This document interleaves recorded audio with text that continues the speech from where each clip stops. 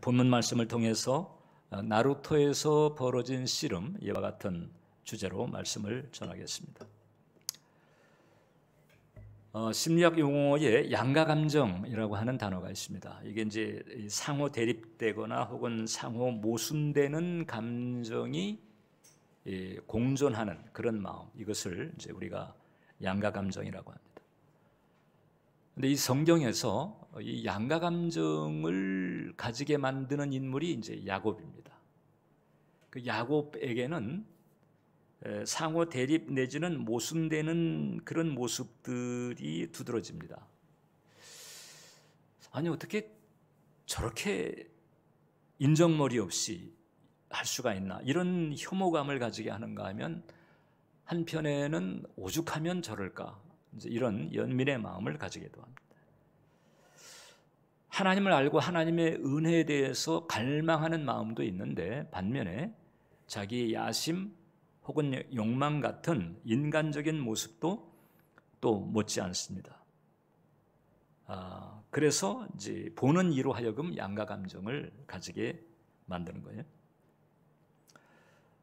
야곱은 정말 인정머리 없게 형 에서가 사냥에 돌아와 가지고 이 허기진 배를 움켜쥐고 있을 때 팥죽 한 그릇을 주면서 형의 그 장자권을, 이게 구술입니다마는 그러나 그 장자권을 양도받은 그런 사람, 임종 직전에 아버지를 속여가지고 형이 받을 축복권을 가로챈 사람입니다.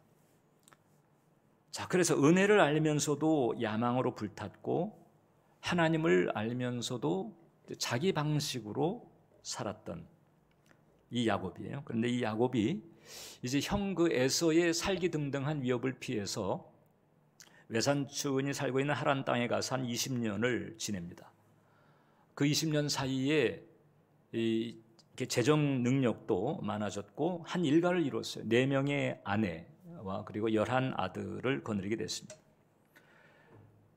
그래서 겉보기에는 상당히 잘 나가는 것 같았지만, 그러나 이제 그의 마음에는 늘 편치 않은 부담이 있었습니다. 자, 형과 아버지를 속이고 사기친 것과 같은 그런 이 죄에 대한 죄의식이 있었고, 그 다음에 금방 얼마 안 있어 볼 줄 알았지만은 그때 이별하고는 다시 못 보게 되었던 이 어머니에 대한, 어머니를 모시지 못한 데 대한 죄책감, 무엇보다도 그 형 에서가 계속 살기등등 해가지고 자기를 죽이려 했던 그런 이제 위협이 이 야곱의 마음에는 이제 트라우마처럼 남아 있는 거예요. 그런데 지금 외삼촌과 함께 사업을 했는데 이 야곱이 거부가 되다 보니까 외삼촌과 그 다음에 그 사촌들이 이게 보는 눈이 심상치가 않은 거예요. 여기 같이 이제 오래 있기가 힘들겠구나, 이렇게 마음을 먹고 있던 차에 하나님께서 그에게 나타나셔서 너는 이제 고향 땅으로 돌아가라는 거예요. 그러니까 어디가 돼도 안 편한 거예요. 지금 있는 이곳은 외삼촌 라반과 그 다음에 이제 그 사촌들이 계속해서 이 못마땅한 그 눈을 가지고 보고 있고, 이제 고향으로 돌아가자니 거기는 지금 에서가 계속 화해한 적이 없거든요. 잘못했다고 말한 적도 없고, 그러니 이제 만나게 되면 어떤 일이 벌어질지 모르는 이런 이제 상황입니다. 참, 이런 게 이제 하나님을 알면서도 삶 자체가 심란한 사람들의 특징이죠. 이제 하나님을 아는데 육신이 앞서고 이제 자기 방식대로 사는 과정에서 이제 일어난 일인 거잖아요. 어떻든 야곱이 귀향을 하게 됩니다. 자, 그래서 이제 이 형 에서의 동정을 살펴보니까 또 그때 형은 400명 집에서 이제 그 사병을 기르고 있었는데 그 400명을 데리고 오는 거예요. 근데 에서 입장도 그럴 만한 게 20년 만에 이제 야곱이 일가를 이루어서 고향 땅으로 돌아온다고 하는데 그간에 화해한 적도 없고 연락한 적도 없거든요. 자, 그러니 이제 자기 무리를 데리고 온다고 하니까 어쩌자고, 이런 마음을 가질 수 있는 거죠. 나하고 사이가 안 좋은 상황인데 이제 나를 이제 들이받고 나를 그냥 내밀려고 하는 것은 아닌가? 이런 경계심을 뭐 얼마든지 가질 수 있죠. 그래서 이제 400명을 데리고 지금 이제 야곱이 온다고 하는 그 길로 마주 오고 있는 거예요. 그러니까 이게 이제 편한 상황은 아니죠. 이게 화평스러운 상황이라면 400명 군사를 데려올 게 뭐가 있겠어요. 그 지금 이런 상황입니다. 그러니까 이제 이 소식이 야곱에게도 들렸어요. 그러니까 야곱이 형 에서를 달래기 위해서 이 선물을 가지고 있는 선발대를 먼저 보내기도 하고, 심지어는 이제 자기 아내와 아들들을 자기 앞서 먼저 야복강을 건너게 합니다. 그리고 이제 자기 혼자 야복강 나루터에 딱 앉아서 지나간 날을 돌이켜 이제 회한을 하면서 두려운 마음을 가지고 조바심을 내고 있는 이런 상황인데, 갑자기 정체를 알 수 없는 사람이 등장하는 거예요. 그리고는 이 씨름을 걸어오는 것입니다. 이 말이 씨름이지, 영어 성경을 보게 되면 이제 wrestle with him이라고 그랬거든요. 그러니까 레슬링이죠. 이 레슬링도 이게 뭐 예전처럼 그냥 미리 짜고서 쇼하듯이 하는 그런 레슬링이 아니고, 올림픽의 레슬링은 정말 이건 전력을 다해서 온 힘을 다하지 않으면 안 되는 그런 경기거든요. 이렇게 이제 씨름이 벌어진 거예요. 그러니까 처음에는 이게 형이 보낸 뭐 자객대 선발팀인가 이렇게도 생각을 했는데, 이게 맞부딪히는 과정에서 느낌이 오는 거죠. 아, 나를 해치려고 하는 것 같지는 않다. 해치려면 벌써 끝장났을 텐데 해치려고 하는 것 같지는 않아요. 근데 어떻든 계속 붙잡고 씨름하는 형국이 되는 것입니다. 오늘 우리가 읽은 성경대로 야곱은 밤새 씨름합니다. 그 야곱이 안 놔주게 되는 거예요. 그러니까 이제 이 사람이 이 환도뼈, 즉 허벅지 관절을 칩니다. 이게 이제 골절이 생겨가지고, 그러니까 이제 절뚝절뚝 그럴 수밖에 없는 상황. 그 야곱이 더 놓지 않는 거예요. 계속 붙잡게 되니까 이제 이 사람이 나로 가게 하라.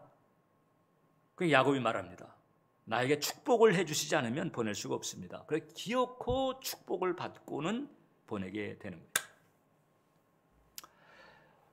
그 야곱에게 나타난 그 사람이 어떤 사람일까? 이제 신학자들 가운데 적지 않은 그 주석가들은 이제 성육신 이전의 그리스도라고 봐도 된다 이렇게 얘기를 하거든요.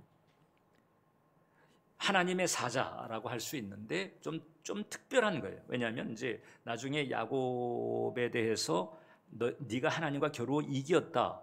그래서 하나님이라고 하는 이제 그 지칭을 하게 되거든요. 그래서 그냥 단순한 천사급이 아니고 성육신 이전의 그리스도라고 이렇게 보는 거죠. 어떻든 야곱은 이 특별한 사람과의 씨름을 통해서 그 두려웠던 문제에 대한 해결을 받는 거예요. 하나님께서 사람을 보내서 야곱으로 하여금 문제 해결의 축복을 받게 하시는데, 씨름이라고, 밤새 씨름이라고 하는 과정을 겪게 하신 거죠. 그럼 첫 번째, 왜 씨름을 하게 하셨을까? 이미 언급한 것처럼 여러분, 이 씨름이라고 하는 것, 사실 우리나라 씨름은 순간에 결판이 나잖아요. 그런데 그 레슬링도 마찬가지고, 특히 이제 고대 사회에 있어서 이 씨름 경기, 이게 씨름이 이제 이 민족마다 패턴이 달라요. 우리는 뭐 안다리 걸기, 바깥다리 걸기 이렇게 하면서 금방 결판을 내지만, 일본 같은 경우는 이런 등치들이 그냥 서로 그냥 밀어내는 식으로 가잖아요. 그리고 이 그리스를 비롯해 가지고 저쪽 그 유럽 쪽에서는 이 씨름이 이렇게 상대가 죽을 때까지 해야 됐던 그런 시절도 있었단 말이죠. 상당히 격렬한 그런 경기, 즉 혼신의 힘을 다하지 않으면 안 되는 그런 경기인 거예요. 하나님께서는 이제 이런 씨름을 하게 만들었습니다. 일단 우리가 이제 한 가지 챙길 수 있는 포인트가 있습니다. 그래서 바로 뭔가 하니, 어떻든 야곱이 이 과정을 통해서 축복을 받았는데, 정말 축복을 우리가 제대로 받으려면 전력을 다하지 않으면 안 된다 하는 것을 우리에게 벌써 가르쳐주고 있는 거예요. 야곱은 나를 해치러 온 사람은 아닌데 지금 씨름을 걸어오거든요. 그럼 누굴까? 혹시 할아버지 아브라함을 찾았던 그 천사? 아니면 지금 이제 우리 창세기 32장 앞대목을 보게 되면 그 야곱이 귀향하는 그 이 과정에서 이 야복강 나루에 이르기 전까지 그 사이에 마하나임이라고 하는 하나님의 군대를 만났다는 기록이 있어요. 혹시 그 중에 하나 아닐까? 뭐 이런 생각을 하게 되는 거예요. 그렇다면 이제 대적은 아니고 내 편이겠다. 그러면 내 편이라고 한다면은 뭔가 좀 특별한 차원에 있을 것이고, 그렇다면 내가 이 사람을 붙잡고 내가 뭔가 좀 개런티를 받아야 되겠다, 이런 마음을 가지게 돼요.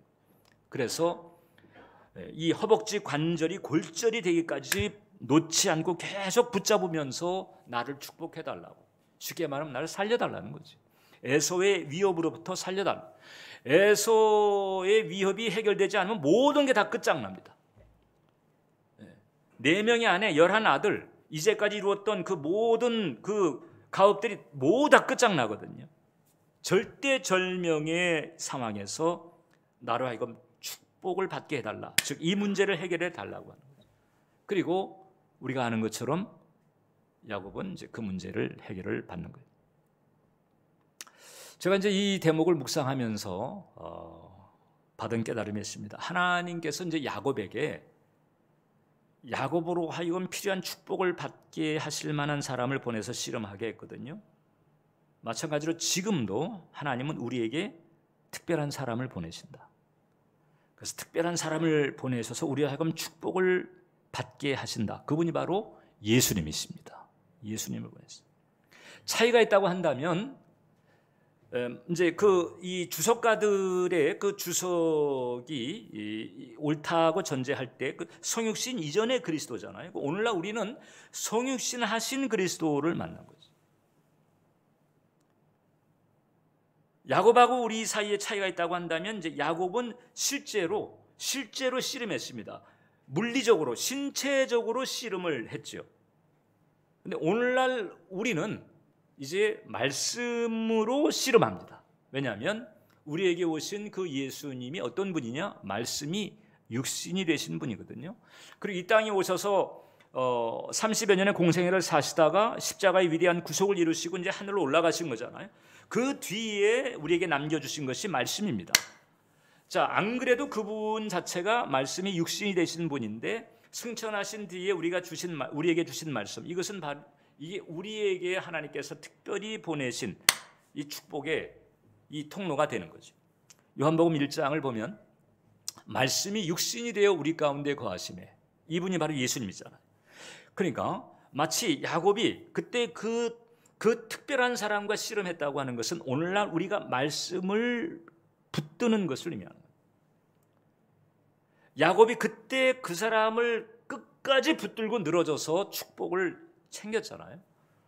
이것은 마치 오늘날 우리가 이제 하나님의 약속의 말씀 혹은 내게 감화를 주신 그 말씀을 붙들고 그 말씀을 마음에 새기고 내면화시키는 그런 과정에서 어느 시점에 하나님께서 우리에게 오케이 사인을 주시는 이런 은혜, 이것을 우리가 이제 레마의 은총이라고 하잖아요. 그것을 가리킨다고 보면 되는 거예요. 그래서 하나님은 지금도 여러분들을 찾으시고 여러분들에게 다가오신다. 그런데 이제 말씀을 통해서 다가오시는 거죠. 여러분들에게 주어진 성경 말씀, 그리고 오늘과 같은 이런 예배, 이 예배를 통해서 전해지는 메시지, 이것이 바로 여러분들을 찾아가는 하나님께서 보내신 특별한 축복, 마치 야곱에게 그 특별한 사람이 찾아간 것처럼 하나님께서 우리에게 베푸시는 은혜라고 하는 거죠. 그리고 하나님께서는 이 말씀을 통해서 이렇게 하시는 것과 똑같아요. 나를 놓치면 안 된다. 나를 놓치면 안 돼. 나를 붙들어야 돼. 내가 바로 출구고, 내가 길이고, 내가 해법이다. 나를 붙들어야 돼. 이렇게 말씀하시고, 말씀을 통해서.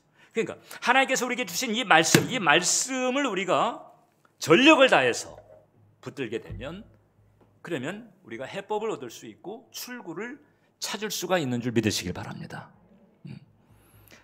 여러분, 우리가 이 야곱의 생애를 보게 되면 이미 하나님의 그 약속의 말씀들이 펼쳐지고 있는 거예요. 약속의 말씀들이 주어졌고 주어진 그 약속들이 야곱의 생애에는 이미 실행되고 있었어요. 그러니까 야곱이 20년 전에 형 에서의 낯을 피해가지고 이제 외삼촌 집으로 도망갈 때 그 첫날 밤에 베델에서 돌베개 베고 잠잘 때에 하나님께서 그에게 나타나셨습니다. 그래서 두려워하지 말아라. 내가 너와 함께 할 것이다. 너는 다시 돌아올 것이다. 약속했거든요. 그리고 20년 동안 하란에서 그 외삼촌과 그 사촌들의 그 질시와 견제 가운데서 힘겹게 살고 있을 때에도 보호해 주셨고 거부가 되게 만들었습니다. 한 일가를 이루게 만들었습니다. 그리고 이제 더 같이 공존할 수가 없게 되니까 이제 야곱의 안위가 이게 이제 위험해지게 되거든요. 그러니까 이제 고향 땅으로 돌아가라 말씀했습니다. 그래서 이제 이 야곱이 자기 일가를 데리고 고향으로 돌아오려고 하니까 이 외삼촌 라반과 사촌들이요 진짜 무기를 들고 해코지 하려고 뒤를 쫓아왔어요. 그때 하나님께서 라반의 꿈에 현몽하셔가지고 야곱 건드리지 말아라, 노타치 하신 거예요. 그래가지고 그냥 막 말을 달려고 추격해 왔다가 잘 가라 그러고 그냥 다시 돌아갔거든요. 그리고 고향 땅에 이제 가까웠을 때 아까도 얘기한 것처럼 마하나임이라고 하는 하나님의 군대를 만나는 거예요. 그 하나님의 군대를 만나게 했거든요. 하나님이. 그것은 무슨 뜻인가 하니 내가 너를 보호해 줄 것이다. 그 하나님의 의지의 표현인 거예요. 그러니까 하나님은 내내 그 골치 아픈 야곱을 계속 챙기시고 주목하시고 그리고 그에게 약속하시며 그에게 하신 약속을 계속 실행해 오신 거예요. 그러니까 이 하나님의 씀씀이를 이제 신뢰한다면 야곱은 사실 이렇게 전전긍긍하거나 조바심 낼 게 없는 거죠. 그런데 이 야곱의 스타일이 아까도 말씀드린 것처럼 자기 마음대로 자기 중심대로 육신의 생각들이 앞서는 거예요. 육신의 생각들이 앞서게 되니까는 하나님보다도 육신의 생각이 앞서고 하나님의 약속의 말씀보다는 육신의 눈으로 보는 이런 상식적인 판단들이 앞서다 보니까 계속해서 마음고생을 하는 거죠. 사실 하나님 입장에서 본다면 안 해도 되는 고생이었어요. 그냥 주님과 주님의 약속을 신뢰하면서 믿음으로 나아갔다면 평안 가운데에 거할 수 있었던 거죠. 그런데 육신이 앞서다 보니까 하나님과 그 약속의 말씀이 지금 실행되고 있음에도 불구하고 그렇게 마음 졸이고 조바심 내고 그렇게 했던 거예요. 여러분, 저와 여러분들을 포함해서 모든 인간들의 삶에 닥치는 그런 문제들이 있잖아요. 그 문제들에 대한 그 해답이 예수님의 십자가의 대속의 은혜 안에는 다 담겨 있습니다. 어떠한 문제고 간에 예수님의 십자가의 대속의 은총, 우리가 아까 그 은혜로의 부름이라고 하는 걸 교독했잖아요. 그 예수님의 십자가의 대속으로 말미암아 우리에게 열려진, 우리에게 주어진 하나님의 축복이거든요. 그 축복들을 우리가 붙들 때 어떤 문제든지 우리는 돌파할 수 있고 그다음에 출구를 우리가 열어나갈 수 있는 줄 믿으시길 바랍니다. 그래서 우리에게 중요한 것은 뭔가 하니 마치 야곱이 그 특별한 사람을 붙들고 축복을 보장받을 때까지 씨름했던 것처럼 우리도 말씀을 붙들고 씨름하는 게 필요하다는, 약속의 말씀을 붙들고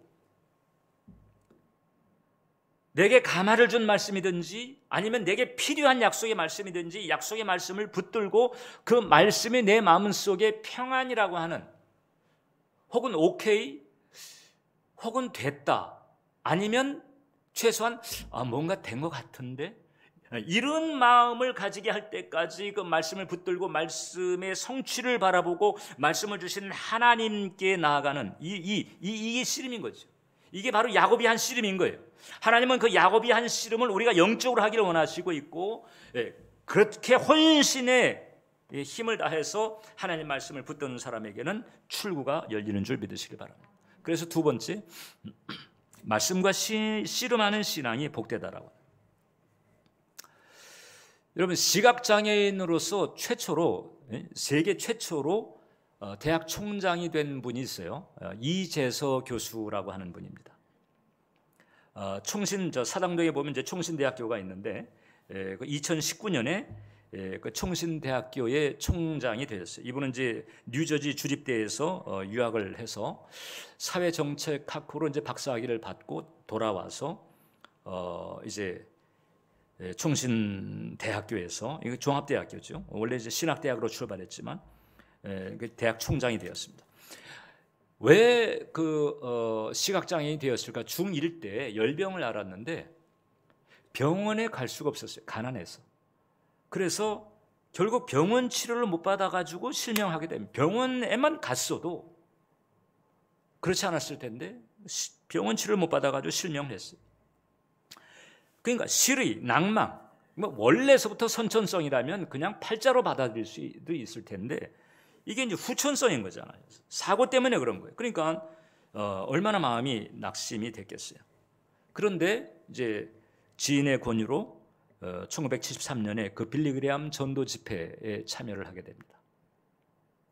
그 빌리그레암 전도 집회에 참여했을 때 이분이 주님을 만나게 돼요. 주님을.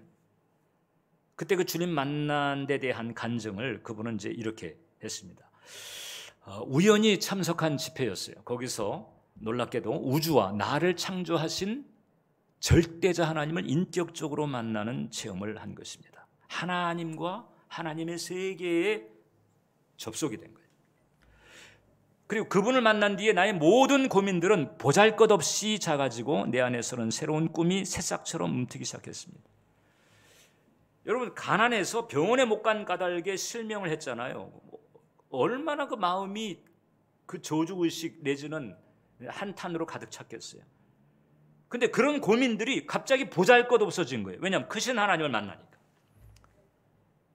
그리고 절망했었는데 이젠 그게 아니고 새로운 꿈들이 새싹처럼 움트기 시작했다. 그래서 그 자기 같은 장애인들을 위해서 일하고 싶은 꿈을 가지면서 이제 삶의 방향을 바꾸게 되는, 교회에 나가게 되고 그리고 이제 성경을 공부하게 됩니다. 그리고 자신처럼 실망 가운데 있는 시각장애인들의 그 개선을 위해서 이제 열심히 공부를 하게 된 거죠. 그리고는 이제 유학까지 가서 박사학위를 받고 아까 말씀드린 것처럼 종합대학교의 총장까지 된 거예요. 그분이 날마다 되새긴 성우가 있습니다. 날마다 이 말씀을 붙든 거예요. 마음의 낙심이 녹할 때마다 이 말씀을 붙들고 그 낙심을 밀어냈고, 마음속에 두려움이 들어올 때마다 이 말씀을 붙들고 두려움을 밀어낸 거지요.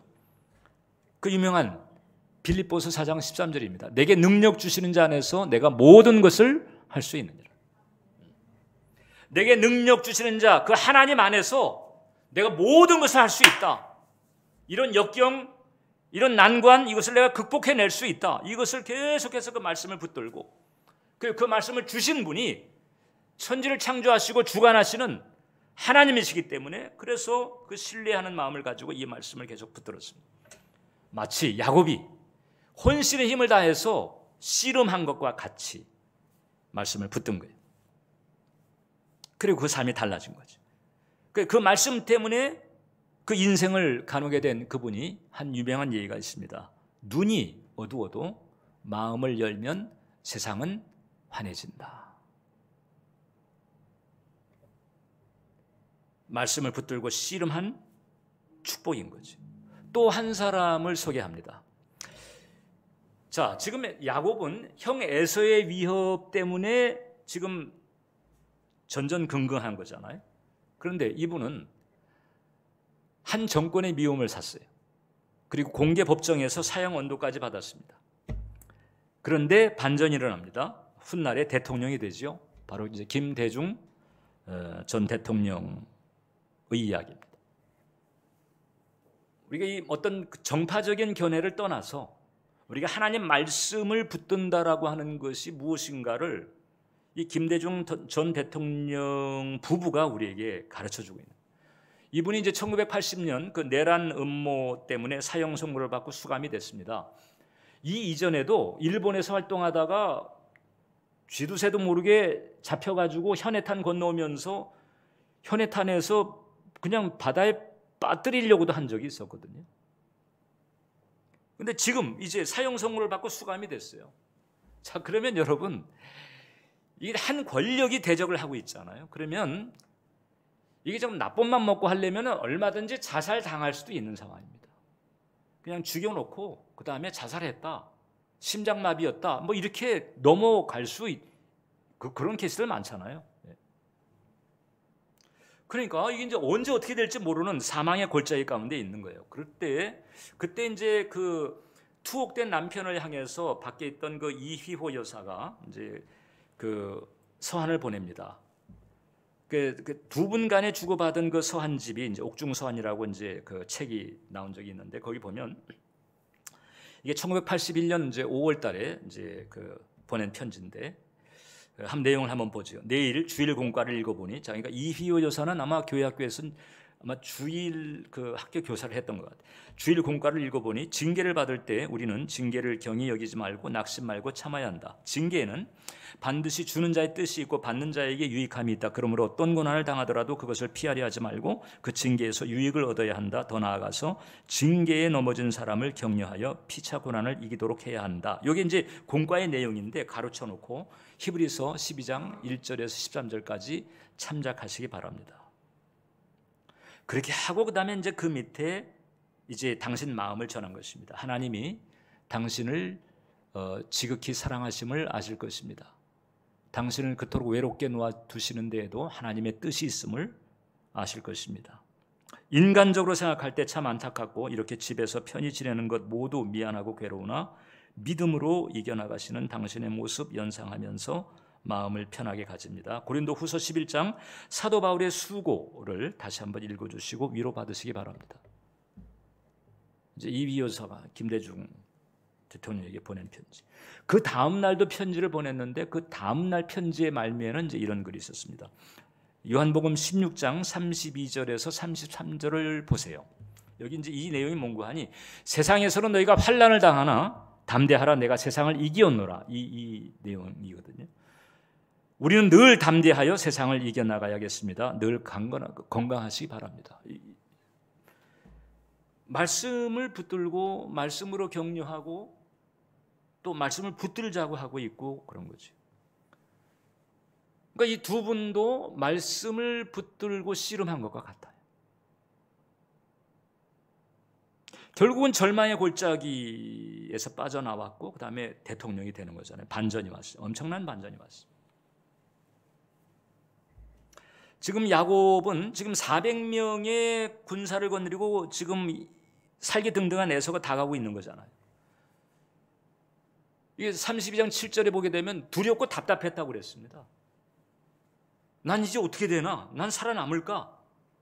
이런 상황이에요. 이런 식의 마음의 부담을 가지게 만드는 문제들이 있을 수 있죠. 어려운 질병이 닥쳤다든지 혹은 뭐 재정적인 어떤 어려움이 있다든지 실직 혹은 실패, 이런 여러 가지 그 마음에 두렵고 답답하게 만드는 그런 상황들, 문제들이 우리 삶에는 닥칠 수가 있는데, 근데 지금 이제 야곱의 이 흐름을 보게 되면 얼마든지 거긴 출구가 있다. 우리에게 출구가 열릴 수 있다는 거죠. 어떻게 할 때? 씨름하듯 전력을 다해서 하나님의 약속의 말씀을 붙들면, 그리고 그 약속의 말씀의 성취를 바라보는 거예요. 지금은 아니지만 그 말씀의 성취를 바라보는 거지. 마치 이재서 총장이 지금은 아니지만은 그러나 새로운 꿈을 가지면서 그 시각장애인들의 그 복지와 그네들의 개선된 삶을 위해서 뭔가를 하는 그 마음의 그림을 가진 것처럼, 그래서 미랄 선교단도 만들고 대학 교수가 되고 실제로 그 일들을 아주 효과적으로 힘있게 했던 거잖아요. 그 약속의 말씀과 그 약속의 말씀이 성취된 모습을 마음속에 바라보는 거죠. 이게 바로 씨름하듯 전력을 다해서 말씀을 붙드는 것이다. 그러는 사람에게는 출구가 열린다는 거죠. 반전이 생긴다는 거예요. 믿으시기 바랍니다. 그래서 세 번째, 이 씨름의 대상이 이제 주님이라면, 즉 말씀이죠. 그럼 씨름의 방식은 뭐냐? 기도입니다. 기도입니다. 야복강 나루터에서 여러분이 야곱이 씨름했잖아요. 그 특별한 사람과. 그건 진짜 물리적으로 또 신체적으로 씨름을 했습니다. 근데 밤새 했다는 거잖아요. 밤새. 여러분 이 올림픽에서 레슬링 게임 하잖아요. 그게 이제 2분씩 3회 할 때 그 한 게임 버티기가 그거 한 6분 정도 해놓고 다 그냥 나자빠지는 거잖아요. 귀 다 찢어지고 코 뭉개지고 막 이런. 기도라고 하는 것이 여러분 이를 씨름하듯 하는 속성이 있다는 거죠. 일단 물리적으로 우리는 시간을 확보해야 돼. 하나님 앞에 머무는 그런 물리적인 시간을 확보해야 됩니다. 그리고 내 몸을 일단 하나님 앞에 뭐 앉든지 서든지 무릎을 꿇든지 일단 내 몸을 하나님 앞에 둬야 되는 거잖아요. 물리적인 시간을 확보하고 그 다음에 신체적으로는 내 몸을 하나님 앞에 갖다 둬야 되는 거지. 이게 바로 기도입니다. 이게 되지 않으면 기도가 집중된 기도가 되지 않죠. 자, 그런데 우리가 이게 잘 안 되는 거지. 마음은 원인데, 마음은 기도해야지 하는데 내 몸이 주님 앞에 머무는 것에 대해서 인색합니다. 그리고 기도하는 시간을 마련하는 데 인색합니다. 그렇다고 해서 뭐 정말 귀중하고 엄청나게 뭐 절박하고 가치 있는 일을 하느냐? 그것도 아닌 거예요. 따지고 보면 그냥 정말 사소한 것들로 그냥 소일하고 킬링타임 하고 있으면서도 기도의 시간, 기도의 자리는 이게 인색합니다. 왜 그런 줄 아세요? 우리 안에 그 육신이 세서. 육신이 세가지고 이 육신이 정말 인생의 출구를 여는 이 기도의 자리에 가게 하기보다는 별 의미가 없는 그냥 인터넷 그냥 포털 사이트 서핑하게 만들고 유튜브 짤방으로 그냥 시간 계속 보내게 만들고 이렇게 하면서 하나님과 하나님의 세계에 접속하는 것 자체에 거기를 못 가게 만드는 거예요. 우리가 이것을 넘어설 필요가 있거든요.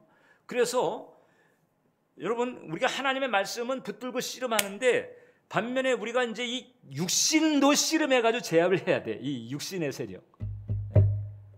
우리로 하여금 자꾸 주님 앞에 머물지 못하게 만들고 기도하지 못하게 만드는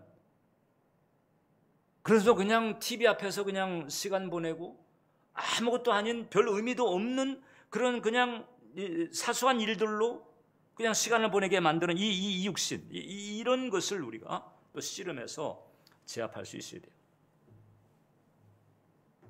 여러분들의 삶에 아무런 문제가 없고 정말 여러분들의 삶에 평안이 충만하고 문제 풍랑이 없고 파라다이스 같다면 오케이예요.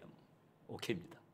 근데 그렇지 않다면 그래서 뭔가 해결해야 되고 넘어가야 될 그런 산이 있다고 한다면 그러면 씨름을 해야 되죠. 하나님을 움직이는 길을 찾아야 되는 거예요. 솔로몬 보세요. 솔로몬이 왕이 된 다음에 1000번제를 드립니다. 1000번제입니다. 그러니까 1000번제가 아니고 1000 times가 아니고 1000 카우예죠. 그러니까 소 1000마리를 제물로 드리는 거죠. 보통 소 한 마리 아니면은 무슨 큰 의식을 행할 때 소 7마리 정도거든요. 근데 이 솔로몬이 왕이 된 다음에 1000마리 소를 그것도 흠도 없고 점도 없는 것들로 골라가지고 1000마리를 갖다가 모아놓고 그 다음에 하나님 앞에 제사를 드리는 거예요. 이게 이제 비유하자면 하나님 앞에 기도로 씨름했다고 볼 수가 있죠. 이 정도면 씨름입니다. 자, 그랬더니 1000번제를 받으시니까 하나님께서 부담이 돼가지고 안 편하신 거예요. 이 부담이 돼. 이걸 그냥 어떻게 그냥 넘길 수가 없어. 그래가지고 하나님께서 나타나셔가지고 솔로몬아, 네가 원하는 게 도대체 뭔데 그러냐? 뭐야 도대체? 그때 이제 이 솔로몬이 하나님에게 지혜를 구합니다. 하나님께서 맡기신 백성들을 잘 다스릴 수 있도록 지혜를 주세요. 그러니까 이제 하나님께서 응답을 주십니다. 열왕기상 3장을 보면 내가 내 말대로 하여 내게 지혜롭고 총명한 마음을 주노니 너희 전에도 너와 같은 자가 없었거니와 너희 후에도 너와 같은 자가 일어남이 없으리라.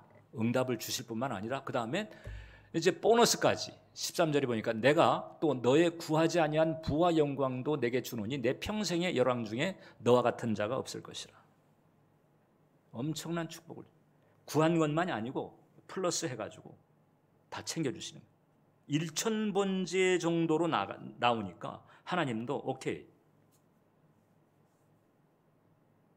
미안하지만 이제 우리의 문제가 뭔지 아십니까? 우리의 문제는 그 소 1,000마리를 드려야 받을 수 있는 응답을 우리는 소 한 마리 드리고 받으려고 합니다.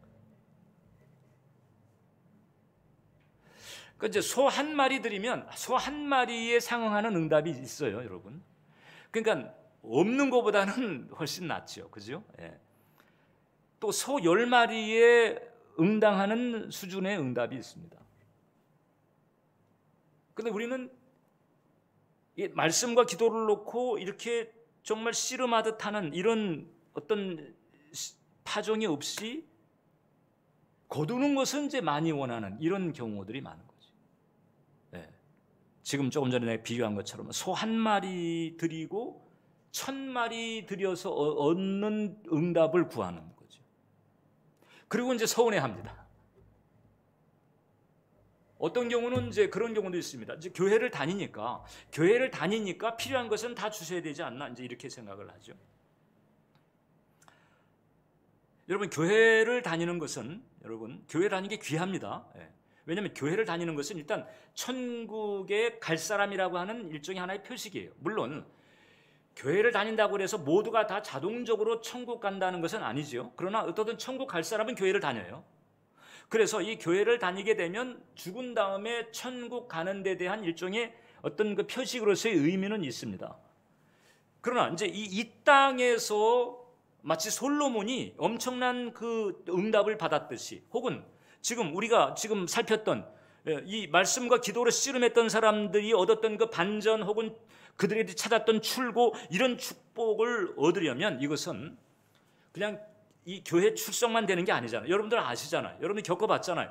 교회를 계속 출석했지만은 걱정할 거 더 계속 걱정하고 염려할 거 계속 염려하고 눌릴 거 계속 눌리고 교회에 그냥 출석만 되면은 그냥 마음이 평안으로 가득하고 기쁨으로 가득하고 이런 게 아니라고 하는 걸 겪어봤잖아요, 지금. 그럼 뭘까? 그럼 교회 다니는 것만 가지고 자동적으로 평안이나 담대함이라든지 이 큰 믿음이 자동적으로 주어지는 것이 아니라면 그럼 어떻게 해야 될까? 그럼 교회 다님으로 말미암아 천국 가는 사람으로서의 표식은 기본적으로 확보했지만 이 땅에서 출구를 찾고 어떤 해법을 얻는 이 땅에서 어떤 반전을 확보하는 이런 은총을 얻으려면 그러면 씨름하듯 말씀을 붙들고 씨름하듯 육신을 제압하며 기도하는 이 씨앗을 심어야 되는 거예요. 이 씨앗만 여러분들이 심으면 거기에는 심은 대로 거두는 거죠. 어떻든 거기에는 응답이 있는 거예요. 야곱이 밤새도록 여러분 6분 레슬링 해도 그냥 기진맥진하는데 밤새도록 씨름했단 말이죠. 기어코 축복을 받습니다. 그리고 이제 그 특별한 사람이 이렇게 이제 야곱의 운명을 바꾸지요. 창세기 32장 28절로 보면 그가 이르되 내 이름을 다시는 야곱이라 부를 것이 아니요 이스라엘이라 부를 것이니 이는 내가 하나님과 및 사람들과 겨루어 이겼음이니라. 이스라엘이라고 하는 이름 지금 저 그 중동 그 지중해 곁에 있는 그 나라 이름이잖아요. 그 야곱의 후손들 그 이스라엘이라고 하는 이름 뜻이 뭔가 하나님과 및 사람들과 겨루어 이겼다. 네가 이겼다. 여러분 어떻게 하나님의 사람이 하나님과 겨루어서 이겼어요? 하나님이 져줄 거죠. 져준 거예요. 축복을 주려고 다가와서 씨름을 거셨고 그 다음에 준 거죠. 끝까지 붙드는 것 하나 이거 하나 보시려고 하는 거예요. 정말 이 사람이 나를 끝까지 붙들려고 하는가? 정말 이 사람이 나를 신뢰하는가? 그거 하나 보시는 거죠. 그거 하나 보시면 그 다음에 져주시는 거예요. 그래서 하나님과 및 사람들과 겨루어 이겼다 이렇게 선포를 하신 거잖아요. 이때 네가 하나님만이 아니라 사람들과 겨루어 이겼다라고 하는 이 축복이 딱 선포될 때 저는 제 개인적인 견해입니다. 바로 이 시점에 400명 군사를 데리고 살기 등등하게 다가오는 그 에서의 마음이 전 뒤집혔다고 봐요. 하나님께서 그 시점에 에서의 마음을 탁 뒤집어 가지고 살게 내려놓고 그냥 어떻게 말을 타고 가는데 갑자기 아이고 이럴 게 뭐 있나, 그래도 핏줄인데 이제 다 지난 일, 뭐 그냥 무슨 칼부림하고 이래봐야 무슨 소용이 있겠다, 나 하나밖에 없는 핏줄인데. 지도 얼마나 간절했으면 그랬겠어. 이런 마음이 슬며시 들어오면서 좀 전까지만 해도 그냥 만나기만 해봐라 그랬는데 갑자기 아이 동생이 보고 싶어지고 하나밖에 없는 핏줄에 연민이 가고 이런 마음이 생기는 거예요. 저는 그렇다고 봐요. 저는 확신해요. 그리고서는 이제 야곱을 딱 보게 되니까 그냥 얼싸안고 대성통곡하면서 형제가 풀어지는 반전이죠. 말씀과 기도, 씨름하듯 붙든 영혼에게 주어지는 은혜인 것입니다. 고린도전서 15장을 보면 이런 말씀이 있습니다. 우리 주 예수 그리스도로 말미암아 우리에게 이김을 주시는 하나님께 감사하노라. 우리에게 이김을 주신다는 거예요. 하나님 우리에게 줘주시고요, 그러면서 우리는 또 세상에 대해서 이기게 만드시죠. 이게 말씀과 기도, 혼신의 힘을 다하듯 말씀을 붙들고 그리고 육신을 제압하면서 기도의 자리에 나아가는 영혼들에게 주시는 축복이다. 여러분들이 그와 같은 변화를 가지게 되면 될수록 여러분들의 삶에는 출구가 더 활짝 열리게 되고, 그리고 또 반전에 그 축복이 더 스케일 크게 일어나게 될 줄 믿습니다. 기도하겠습니다. 살아계신 하나님, 우리 예배자 한 영혼 한 영혼 붙들어 주시옵소서. 이 성전 현장에서 혹은 온라인에서 예배드리는 우리 예배자 한 영혼 한 영혼 붙들어 주셔서 이제 혼신을 다해서 말씀을 붙들고 말씀의 성취를 바라보게 도와주시고, 그리고 기도의 자리에 나아가게 해주셔서 하나님께서 예비하신 그 풍성하고도 놀라운 축복들을 빠짐없이 누릴 수 있도록 복을 더해 주시옵소서. 예수님 이름으로 기도합니다. 아멘.